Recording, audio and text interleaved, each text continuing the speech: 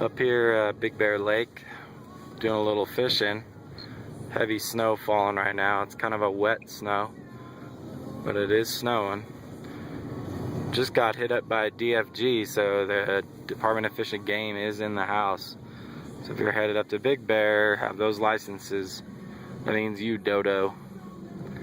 No poaching. So we're gonna head off to the east side.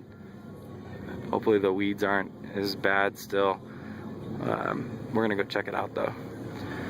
37 degrees right now in the Jeep. Pretty good snow though. It looks like it's pretty thick out here. I might have to swap out to my other jacket. It's kind of a wet snow. Not really sticking, so.